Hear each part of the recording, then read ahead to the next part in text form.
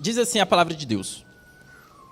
A seguir, foi Jesus levado pelo Espírito ao deserto para ser tentado pelo diabo. E depois de jejuar 40 dias e 40 noites, teve fome.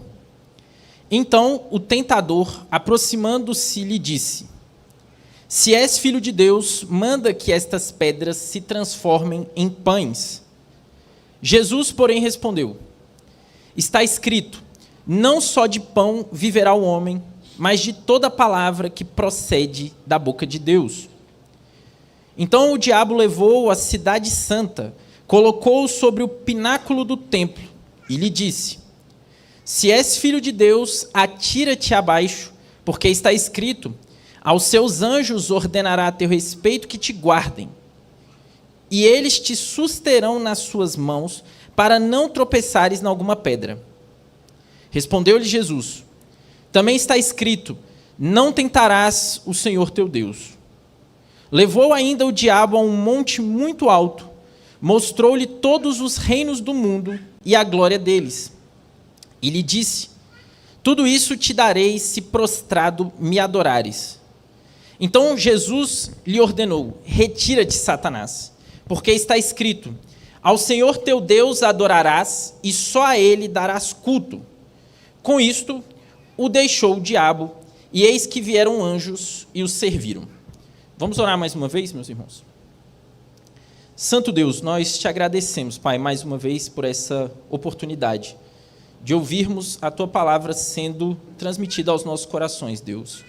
Nos ajude, Pai, nos capacita pelo poder do teu Espírito Santo, e que o Senhor fale ao meu coração e ao coração dos meus irmãos nessa noite. Em nome de Jesus Cristo. Amém. Meus irmãos, qual era a necessidade de Jesus Cristo ser Deus e homem? Essa é a pergunta que fazem as confissões reformadas. E o Catecismo Maior de Westminster responde: era necessário que o mediador, que havia de reconciliar o homem com Deus, fosse Deus e homem, e isto em uma só pessoa, para que as obras próprias de cada natureza fossem aceitas por Deus a nosso favor, e que nós confiássemos nelas como as obras da pessoa inteira. Ao longo da história do cristianismo, foram poucos aqueles que duvidaram ou que colocaram em xeque ou negaram a divindade de Jesus, pelo menos dentro do movimento cristão. A devoção a Jesus e a adoração a Jesus e a sua elevada posição na vida religiosa já estavam presentes desde o início da fé cristã, desde os primórdios do movimento cristão, e perduram até hoje. No entanto, a relação entre a nítida humanidade e a divindade de Jesus foram alvos de muitas controvérsias ao longo da história da igreja e do desenvolvimento da teologia cristã. Como uma única pessoa pode ao mesmo tempo ser Deus e homem? Como essas duas realidades tão distintas podem estar relacionadas em uma única pessoa? Há ainda uma outra série de dúvidas legítimas que os cristãos, tanto os leigos, mas também os próprios eruditos, têm se debatido e levantado a respeito de Jesus. Sendo Jesus plenamente Deus, ele seria capaz de conhecer o pensamento de todos aqueles que estavam à sua volta? Será que Jesus precisava orar? Ou quando ele orava, ele falava consigo mesmo? Será que Jesus orou apenas para nos dar exemplo?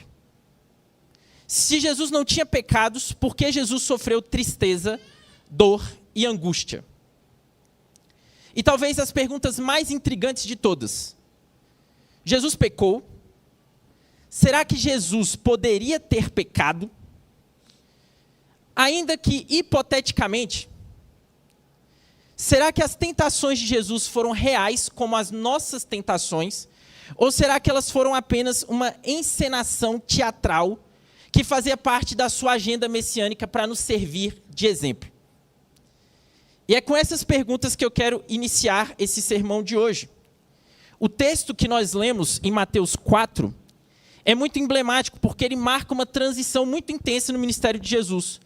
Até agora, na nossa série de sermões, nós temos acompanhado, desde a encarnação de Jesus, o seu nascimento, a sua infância, a sua adolescência, e nós vimos que ele cresceu em graça e sabedoria e conhecimento. Jesus não tinha plena consciência da sua divindade quando ainda era um bebê de colo. Lucas marcou essa transição, contando a história de Jesus adolescente, com Jesus com 12 anos aproximadamente no templo em Jerusalém, em que ali claramente ele já manifesta pelo menos alguma consciência da sua missão e da sua divindade, da sua filiação com Deus e da sua identidade messiânica. Mas foi no domingo passado que nós escutamos o sermão onde Jesus foi batizado e ele recebeu audivelmente a confirmação da Santíssima Trindade de que ele era o Filho de Deus e de que ele era o Messias enviado por Deus para o cumprimento de uma missão específica.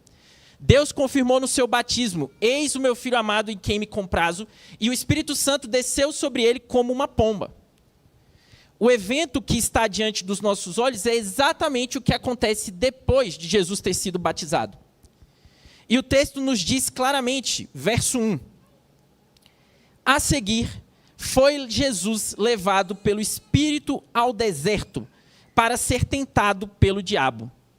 O texto paralelo em Lucas diz que Jesus, cheio do poder do Espírito, foi levado pelo Espírito ao deserto para ser tentado pelo diabo. E notem comigo que Jesus não foi ao deserto por si só. Ele foi levado ao deserto. E quem levou Jesus ao deserto não foi o diabo, foi o Espírito Santo. E o Espírito Santo sabia que Jesus seria testado e seria tentado pelo diabo. Mas era a intenção do Espírito Santo que isso acontecesse. E ele foi levado, então, pelo Espírito até o deserto.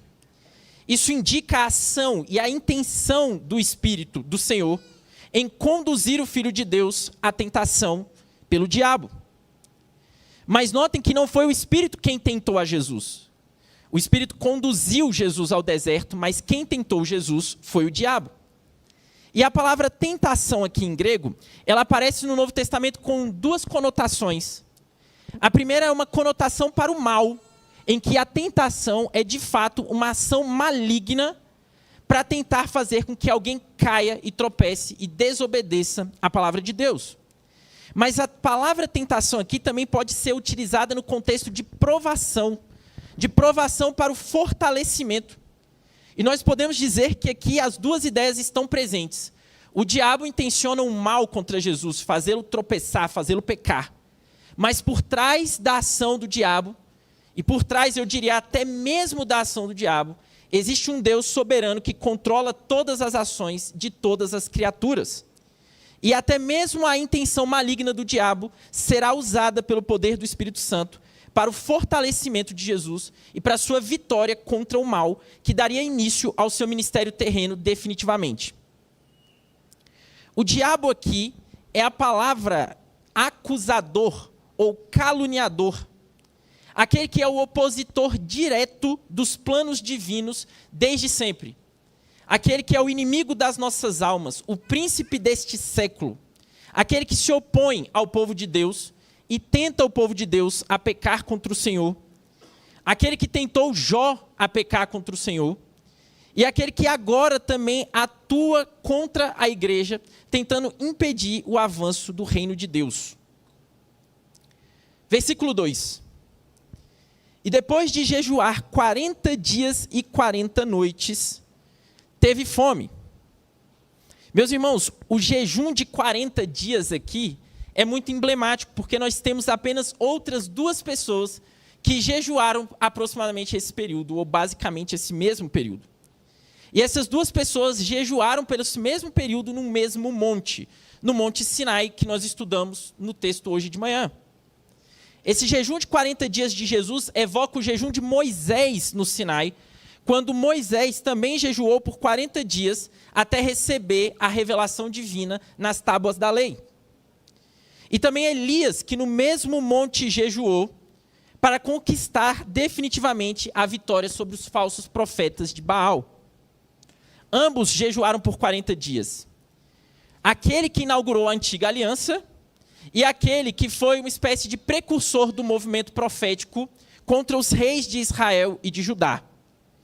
E Jesus aqui está ecoando a função tanto de Moisés quanto a função de Elias como legislador e como profeta. Mas a menção que eu quero destacar é o final do versículo 2, em que o evangelista nos diz claramente que Jesus teve fome. Meus irmãos, Deus não pode sentir fome, porque Deus não tem necessidades materiais. Então, claramente, o evangelista quer acentuar, ele quer que nós sejamos conduzidos à percepção da humanidade de Jesus. Afinal de contas, Deus também não pode ser tentado pelo mal, mas Jesus é Deus e homem ao mesmo tempo. Então, Jesus será tentado em sua humanidade ao longo do texto que nós estamos expondo. A humanidade de Jesus aqui abre espaço para um teste físico, para uma provação que é material e espiritual simultaneamente. Jesus tem fome, ele está no deserto sem comer, sem beber, com privação de sono, com cansaço extremo. Não é o fato dele ser Deus que ele se isentou de todos esses percalços que poderiam também nos afetar se estivéssemos no deserto no lugar dele.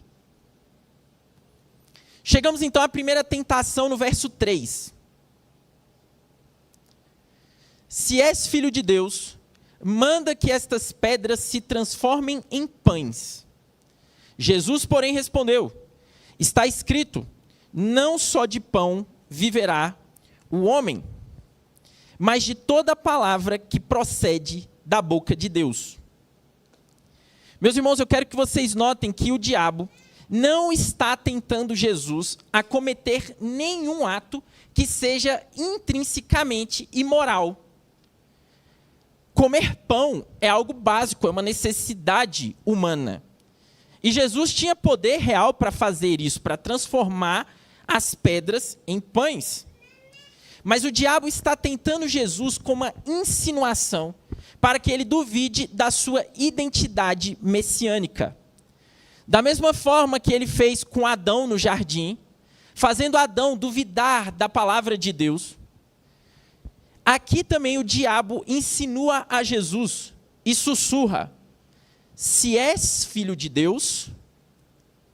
Ora, nos versículos anteriores, antes de Mateus 4, o próprio Deus falou do céu: esse é o meu filho amado em quem me comprazo. E agora o diabo tenta colocar na cabeça da mente humana de Jesus uma dúvida de que se ele é realmente o Filho de Deus. E insinua que ele use o seu poder divino, então, para fornecer alimento a ele próprio. Mas Jesus se coloca no lugar das criaturas. Jesus se coloca no lugar dos homens. E diz que nem só de pão viverá o homem. Porque o homem não deve viver apenas pela comida que perece, mas pelo sustento que provém do próprio Deus. Que o homem não deve lutar na força do seu próprio braço para conseguir o seu sustento, mas que o sustento, em última instância, vem de Deus e de Deus somente. Jesus remove completamente a intenção do diabo em reduzir a sua identidade messiânica e afirma que a sua filiação e a sua messianidade estão justamente no fato dele abrir mão das suas prerrogativas divinas e exercer a função de ser tentado pelo diabo da mesma forma que Adão, como um homem e não como Deus. Jesus aqui se coloca no lugar dos homens e atua como um homem, vivendo entre eles e como eles. Jesus responde com Deuteronômio 8:3, falando no contexto do maná e reafirmando que a confiança em Deus é mais importante que a satisfação imediata das nossas necessidades físicas. Jesus diz que a palavra de Deus é o que de fato alimenta o homem. E não no sentido de comida física, mas no sentido de ser uma fonte de vida completa para a saúde da alma e para a saúde do corpo. E não apenas uma instrução mental cognitiva. Jesus aponta para uma dependência radical de Deus, contrastando com a infidelidade do povo de Deus no deserto. onde mesmo recebendo o pão do céu, o povo ainda continuamente murmurava e se queixava contra o Altíssimo. Verso 5. Então o diabo o levou à cidade santa, colocou-o sobre o pináculo do templo e lhe disse: se és filho de Deus, atira-te abaixo, porque está escrito: aos seus anjos ordenará a teu respeito que te guardem, e eles te susterão nas suas mãos para não tropeçares em alguma pedra. Respondeu-lhe Jesus: também está escrito: não tentarás o Senhor teu Deus. O diabo é ardiloso, meus irmãos. Ele cita a Escritura, o Salmo 91, fora de contexto, tentando usar a palavra de Deus para manipular o próprio Deus. Jesus novamente responde com Deuteronômio: não tentarás o Senhor teu Deus, referindo-se à murmuração de Israel em Massá, no deserto, em Êxodo 17. Naquele contexto, o povo, passando por Refidim, havia murmurado contra Moisés: você nos trouxe até aqui para morrermos de sede, não temos água. Mesmo depois de terem visto a poderosa mão de Deus contra Faraó, contra o exército do Egito, contra os deuses do Egito, o povo ainda ousava tentar a Deus: nós queremos mais sinais, nós queremos mais milagres, nós queremos mais provisão. E o diabo agora usa o próprio texto bíblico para tentar Jesus a fazer com que o seu ministério messiânico seja espetacular, milagroso, sensacional. E é óbvio que o ministério de Jesus seria todas essas coisas, mas não com um fim em si mesmo. Os milagres de Jesus nunca tiveram a intenção de fazer Jesus um showman, alguém que operava milagres e derrubava as pessoas e curava livremente, ou fazia o pão multiplicar, simplesmente por fazer acontecer, ou para que ele tivesse glória por ser alguém que operava muitos milagres. A intenção de Jesus com todos os seus sinais era simplesmente demonstrar que aquilo que ele dizia, aquilo que ele falava, a mensagem que ele proclamava provinha de Deus. A sua intenção não era operar milagres simplesmente por operar, mas os milagres eram uma confirmação cabal da sua identidade, da sua filiação e da sua messianidade.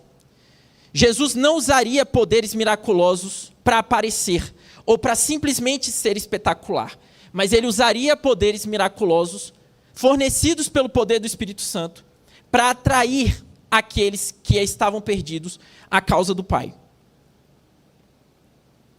Verso 8. Levou ainda o diabo a um monte muito alto, mostrou-lhe todos os reinos do mundo e a glória deles, e lhe disse: tudo isso te darei se prostrado me adorares. Então Jesus lhe ordenou: retira-te, Satanás, porque está escrito: ao Senhor teu Deus adorarás e só a Ele darás culto. Meus irmãos, aqui é interessante que vocês notem que o diabo oferece todos os reinos do mundo e a glória deles a Jesus. E você pode às vezes achar: uai, mas tudo isso já não era de Jesus? Todos os reinos do mundo já não pertencem a Deus em última instância? Mas o pecado de Adão condenou a humanidade ao domínio das trevas, entregou a criação ao poder do pecado e ao poder do diabo. Mas tome cuidado quando nós lermos todos os reinos do mundo. Existe um contexto muito específico nessa passagem, que é ainda mais marcante no texto paralelo de Lucas 4, versículo 5. Lá em Lucas 4, 5, o texto diz: e, elevando-o, mostrou-lhe no momento todos os reinos do mundo. A palavra em Mateus e Lucas é traduzida de forma semelhante, mas o original em Lucas usa um termo grego específico que indicava o poder de Roma. Indicava toda a extensão geopolítica em que o imperador romano dominava. Frequentemente, esta palavra que é usada lá em Lucas, e de certa forma aqui também em Mateus, significava toda a terra habitada, governada por César, pelo imperador romano. O contexto aqui, então, faz referência a um poder político sobre a terra. Um poder histórico que vinha se perpetuando desde que Roma empreendeu a conquista de todo o mundo mediterrâneo daquele período. A ênfase é na extensão visível e militar deste poder. A tentação ao que o diabo se refere aqui e tenta Jesus é de fazê-lo ter um ímpeto messiânico político, militar e terreno. Mas Jesus não tem interesse em adquirir um reino para seu pai por meio de poder militar e por meio da violência. Pelo contrário, o caminho que Jesus abraçou foi o caminho da humilhação, o caminho da obediência, o caminho da cruz. Chegamos então no versículo 11, o final dessa narrativa, que diz: com isto o deixou o diabo, e eis que vieram anjos e o serviram. O diabo então deixa Jesus, mostrando que a tentação tinha um limite, e que o diabo não passaria daquele limite, pelo menos até este momento. É óbvio que as tentações do diabo e os ataques de Satanás ao ministério terreno de Jesus continuariam durante toda a sua vida, até o final da sua vida. Nós vemos uma atividade de oposição espiritual grave durante o ministério de Jesus. Várias pessoas possessas, o reino das trevas literalmente se levantando contra o ungido de Deus. E Jesus ainda seria testado ainda mais no último jardim, antes da sua crucificação. Mas por ora era o bastante. Jesus havia conquistado e derrotado Satanás nessa primeira batalha, que era um prelúdio de tudo aquilo que ainda estaria por vir durante o seu ministério. Os anjos, então, servem a Jesus, demonstrando que as hostes celestiais de Deus estavam ali desde o princípio, apenas aguardando o momento certo para que pudessem servir ao Filho de Deus. Meus irmãos, desse texto, nós podemos extrair duas aplicações principais, nas quais eu quero me concentrar a partir de agora.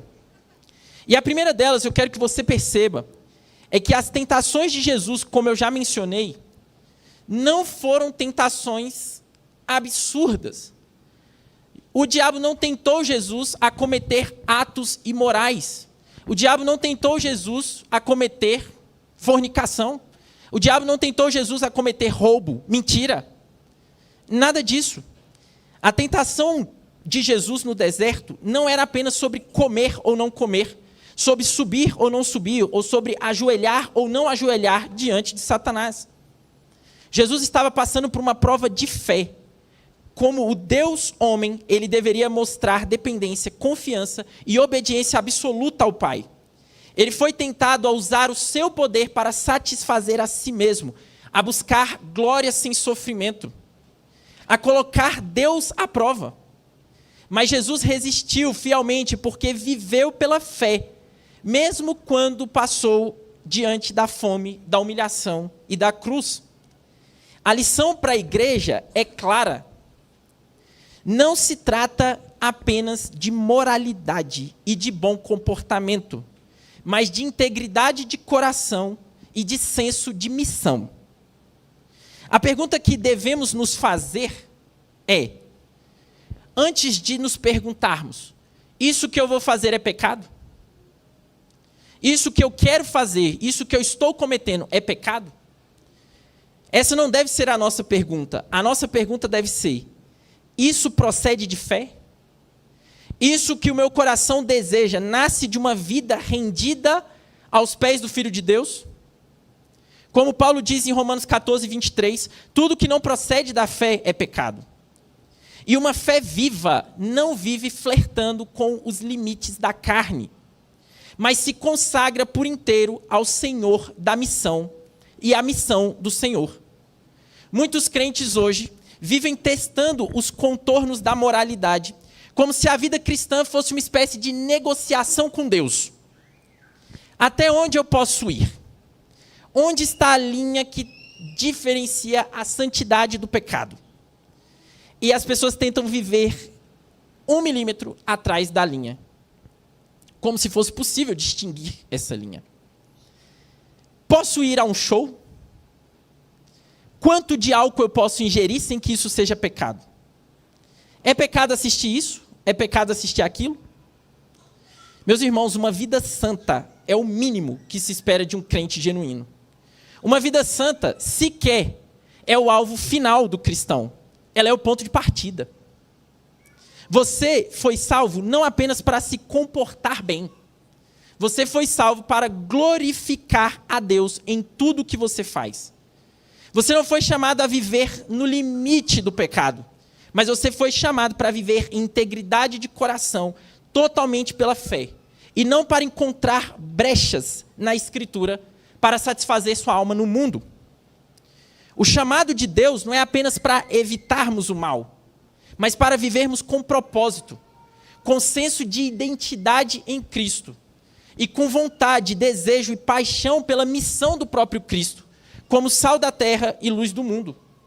Deus não está interessado em pequenos atos de moralidade isolados. Deus quer o nosso coração inteiro. Ele quer uma vida que diga não ao mundo, não por causa de regras, mas por causa da fé. Uma vida que se nega a buscar pão por seus próprios meios, mas que busca a glória de Deus acima de todas as coisas. Que não busca atalhos, mas que se submete a Deus completamente. Da mesma forma, a estratégia de Satanás, meus irmãos, é muito mais sutil do que muitas vezes nós costumamos admitir. O diabo não precisa transformar você em um ateu. O diabo não precisa transformar você em um militante progressista aborteiro. O diabo não precisa fazer nada disso. O diabo, ele apenas precisa que você desvie o seu foco. O diabo, ele quer uma igreja com uma doutrina bem certinha, mas sem vigor espiritual nenhum. Crentes que defendem uma ortodoxia perfeita, mas que não vivem em obediência radical. Pessoas que sabem recitar até mesmo uma confissão de fé, mas que se esquecem que tem uma cruz para carregar. Satanás, ele não teme uma igreja moralista. Ele já viu isso várias vezes. Os fariseus jejuavam 2 vezes por semana e davam o dízimo até de coisas minúsculas. Mas foram eles que pregaram o próprio Deus no madeiro. Ele viu líderes religiosos com moral irrepreensível, mas que rejeitaram a justiça de Deus que vem pela fé. O diabo não precisa que nós abandonemos nossas crenças. Ele apenas precisa que nós nos acomodemos com elas. Ele quer que nós sejamos bem certinhos, mas que sejamos infrutíferos. Desde que nós vivamos nossas vidas sem ser instrumentos de salvação e de justiça e compaixão, para o diabo está tudo certo. Desde que a sua fé não o leve a amar a Deus de forma completa e a se doar na missão de Deus de forma sacrificial, a orar em quebrantamento e a anunciar o evangelho com ousadia, o diabo não se importa com qual religião você está praticando. Ele não quer que você seja um rebelde. Ele quer apenas que você seja estéril. A segunda aplicação que nós temos que extrair desse texto nos leva de volta à pergunta que iniciou esse sermão. Ou pelo menos as 2 mais intrigantes delas. E a primeira era: Jesus pecou? Certamente que não. Deus nos livre de afirmar uma blasfêmia como essa. E o texto da tentação de Jesus deixa claro que em nenhum momento Jesus cedeu às tentações que lhe foram propostas. Historicamente tem havido pouca discussão sobre a impecabilidade de Jesus. Até mesmo os maiores hereges da história da igreja iriam admitir que Jesus não cometeu pecado. É óbvio, existem exceções. Mas até mesmo os hereges iriam admitir isso. Provavelmente porque a Escritura é muito clara em afirmar que Jesus nunca pecou. Nunca, jamais. Isaías 53, 9, 1 João 3, 2 Coríntios 5, 21, 1 Pedro 1, 1 Pedro 2, Hebreus 4, Hebreus 9, Hebreus 8, João 8. Todos esses textos afirmam categoricamente que Jesus nunca, jamais pecou. Mas ainda nos resta investigar uma coisa. A inexistência de pecado em Jesus, ok, nós confiamos nisso cabalmente. Jesus nunca pecou. Mas será que Jesus poderia, ainda que hipoteticamente, ter cedido às tentações? Será que, ainda que hipoteticamente, Jesus poderia ter cometido pecado? O Concílio de Calcedônia deixou claro a ideia de união hipostática, ou seja, a ideia de que Jesus é uma única pessoa constituída de duas naturezas indivisíveis, inseparáveis, uma natureza humana e uma natureza divina. Meus irmãos, se no Deus homem existe a natureza divina, então era impossível que Jesus pecasse. Isso não era sequer uma possibilidade. Porque se admitíssemos que Jesus poderia pecar, o pecado da sua humanidade certamente corromperia a sua divindade, que estava unida à sua humanidade inseparavelmente. E é impossível que Deus peque. Da mesma forma, um teólogo famoso diz o seguinte: é importante lembrar que não é a natureza que peca, mas sim a pessoa. E Cristo é uma pessoa, o Filho de Deus. Como uma pessoa divina, ele era incapaz de pecar. Dizer que era possível que ele pecasse em sua natureza humana seria afirmar que Deus poderia pecar, pois em sua pessoa, mesmo em nossa natureza humana, ele é o Filho eterno de Deus. Ou seja, Jesus não poderia pecar. Então nós temos duas premissas básicas até agora. Jesus não pecou e ele também não poderia pecar. No entanto, se nós quisermos permanecer do lado da Escritura, nós precisamos afirmar que Jesus jamais pecou, mas que também Jesus foi genuinamente tentado em todas as coisas à nossa semelhança, mas sem pecado, conforme Hebreus capítulo 1, verso 15. Então precisamos lidar com esse constrangimento. Como Cristo, que era impecável, foi realmente tentado. Será que o texto que nós lemos era apenas uma encenação de Jesus? Era impossível que ele pecasse, então ele estava encenando para a gente, para nós termos um exemplo de como vencer as nossas próprias tentações? Ou será que ele foi realmente pecado? Ou será que ele foi realmente tentado? As tentações de Jesus foram peças fictícias de caráter ilustrativo e didático, ou foram reais, tão quanto são reais para nós? Meus irmãos, para respondermos a essa pergunta inquietante, nós precisamos entender uma coisa. A impecabilidade de Jesus é completamente irrelevante para explicar a inexistência do pecado nele. Deixa eu traduzir em termos mais simples. O fato de Jesus ser Deus não teve relação nenhuma com o fato dele não ter cometido pecado. Entenda isso. A vida perfeita de santidade de Jesus e sua resistência inabalável diante das tentações não foram alcançadas por sua divindade ou por sua impecabilidade intrínseca. Jesus venceu as tentações que lhe foram impostas durante toda a sua vida pelo esforço e pelo desenvolvimento da sua vontade humana na capacitação do Espírito Santo de Deus. Jesus foi resistente às tentações e obediente até a morte, e morte de cruz, não por recorrer à sua natureza divina. Pelo contrário, por ter utilizado os recursos que lhe estavam dados em sua humanidade plena. O texto é claro, Jesus venceu as suas tentações porque estava no poder do Espírito Santo, porque conhecia a palavra de Deus e porque estava em constante estado de jejum e oração. O texto não fala que Jesus venceu Satanás por ser Deus ou porque era intrinsecamente impecável. Deixe-me ilustrar essa situação ainda mais para que fique completamente claro. Imagine que um determinado atleta de natação deseja quebrar um recorde mundial de nado em distância. Ele quer nadar a maior distância possível. A maior distância já nadada por um ser humano na história. Mas durante os treinos, ele percebe que o desafio é realmente muito grande. e que se ele fizer essa tentativa em mar aberto, ele realmente pode morrer tentando. Porque tudo pode acontecer. Ele pode ser atacado por um animal, ele pode se afogar, ele pode ter uma cãibra, e ele quer quebrar o recorde, ele não quer morrer.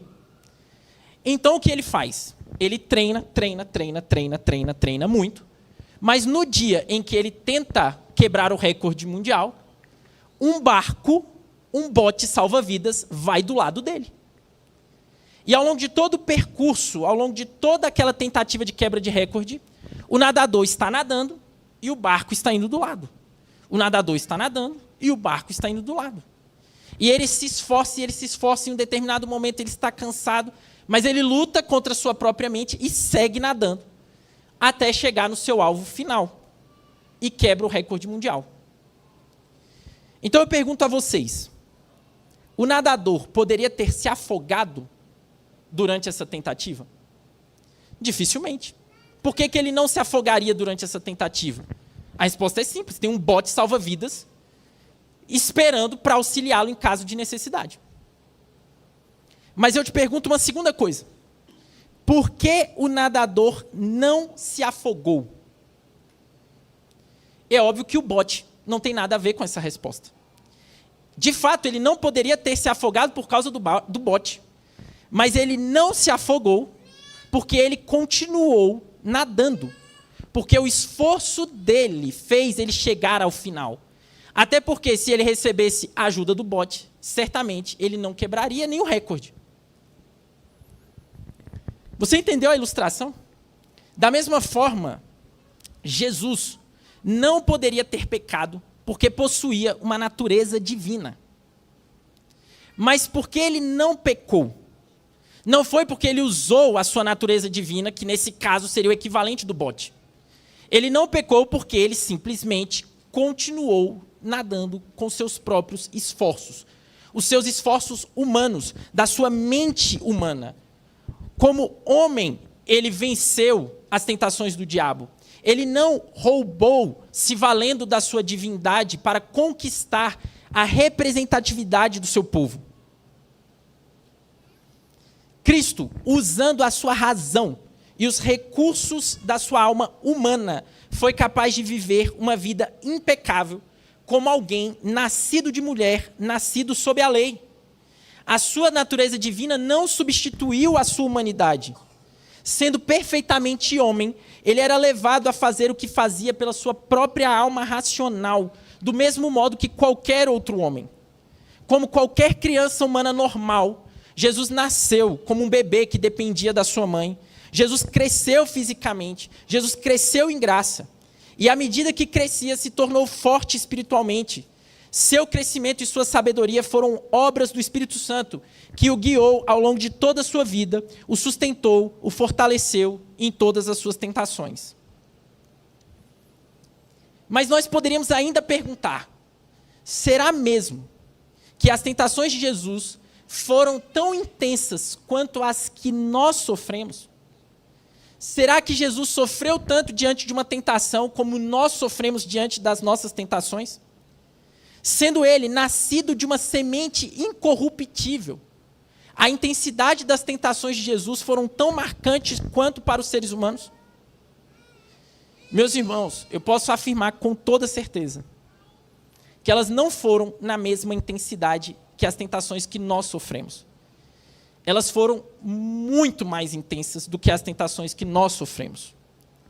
Porque aquele que sucumbe a uma tentação específica não experimentou todo o poder da tentação. Nós, geralmente, cedemos quando ainda existe uma possibilidade imensa de mais tentação para conosco. No entanto, apenas aquele que não se rende à tentação, apenas aquele que é impecável, compreende plenamente a magnitude de uma tentação, porque ele a experimenta na sua plenitude máxima. Ele a experimenta até o fim. Jesus perseverou até o fim na luta contra as tentações, sentindo todo o poder e a atração do convencimento das palavras de Satanás.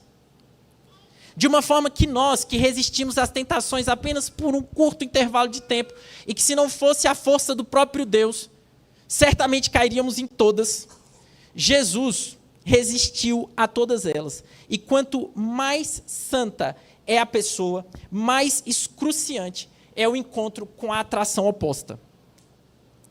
Meus irmãos, compreender que Jesus viveu como um de nós, que enfrentou as tentações com recursos humanos, faz toda a diferença para nós. E essa é, de fato, a mais importante aplicação que sai desse texto. A encarnação de Deus nos ensina que Jesus nasceu na plenitude da humanidade. Ele nasceu na experiência mortal completa. Isso nos mostra que nós também podemos vencer as nossas tentações, pois os mesmos recursos que foram oferecidos a Jesus por Deus também foram oferecidos a nós. O mesmo Espírito que o capacitou a vencer as suas tentações também foi concedido a nós. A palavra de Deus que estava disponível a Jesus também está disponível a nós. Os meios de graça que estavam disponíveis a Jesus também estão disponíveis a nós. Nós podemos lutar contra as nossas tentações sabendo que Cristo venceu as tentações com os mesmos recursos que nós também temos. No entanto, meus irmãos, é preciso que nós nos lembremos que nós precisamos usar esses recursos de forma diligente. Nós precisamos nos esforçar para usar os recursos que Deus nos deu. Ninguém será cheio do Espírito Santo sem vida de oração. Ninguém vencerá as tentações sem o contato diário com a palavra de Deus. Ninguém vencerá as tentações se não fizer uso dos meios de graça. Porque esses foram os meios que Deus concedeu para que nós lutemos e nos santifiquemos dia a dia. Meus irmãos, onde o primeiro Adão falhou, o segundo Adão saiu triunfante. No princípio, Adão foi tentado num jardim de completa abundância. Cristo, num deserto de absoluta privação. O primeiro homem cedeu ao sussurro da serpente, enquanto seu estômago estava cheio e a alma estava cercada de bênçãos. O segundo Adão resistiu ao rugido do leão, enquanto o corpo agonizava de calor, dor, fome e sede. Adão caiu diante da promessa de ser como Deus.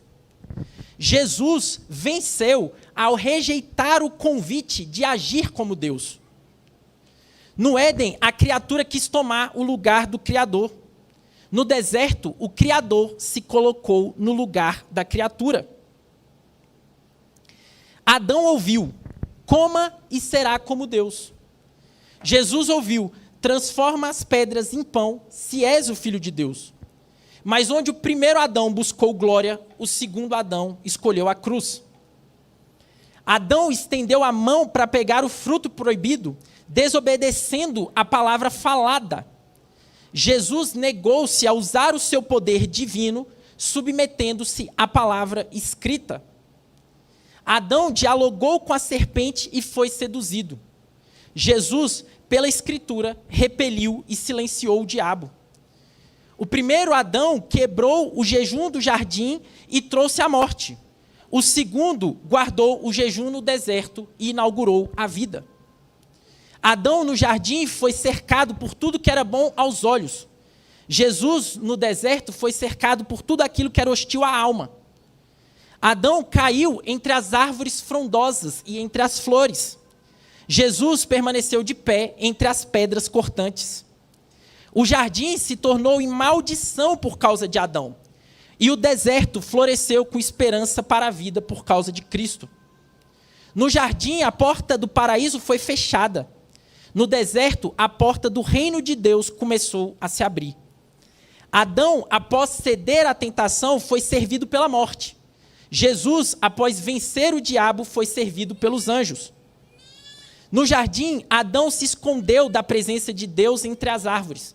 Jesus se expôs à ira de Deus no madeiro. O primeiro Adão fugiu coberto com folhinhas. O segundo foi levado humilhado e nu até a cruz. Adão culpou a mulher que estava ao seu lado. Jesus transformou em noiva aqueles que o traíram e mataram. No Éden, a terra foi amaldiçoada, e no Calvário, a terra bebeu o sangue que redime. Meus irmãos, esse é o verdadeiro representante do povo de Deus, o Cordeiro que foi morto e reviveu, aquele que tira o pecado do mundo. Ele foi tentado em todas as coisas, à nossa semelhança, mas sem pecado. Ele é o verdadeiro Israel, o filho obediente, onde todos nós falhamos. O segundo Adão, o cabeça de uma nova criação. Por um só homem entrou o pecado no mundo e pelo pecado a morte. Mas assim como por uma só ofensa veio o juízo sobre todos os homens para a condenação, assim também por um só ato de justiça veio a graça sobre todos para a justificação que dá a vida. Por um só homem muitos foram feitos pecadores, mas por um só muitos serão feitos justos. E agora, meus irmãos, nenhuma condenação há para aqueles que têm Jesus Cristo como seu cabeça, como seu representante, porque Deus fez cair sobre ele a iniquidade de todos nós. Ele se fez pecado por nós, para que nele fôssemos feitos justiça de Deus. Onde abundou o pecado, abundou a graça. Amém. Vamos orar. Senhor Deus, nós te agradecemos, Pai, por Jesus Cristo, o nosso Salvador, o nosso cabeça, o nosso representante verdadeiro, Deus. Nós te agradecemos porque o Senhor providenciou aquele que era o genuíno Adão, o genuíno Israel, obediente em todas as coisas, até a morte, Pai, em nosso lugar. Te pedimos, Deus, nos dê cada vez mais clareza da nossa identidade em Jesus e senso da nossa missão, para que não nos desviemos para um lado nem para o outro lado, mas que permanecemos firmes no caminho do Senhor. Amém.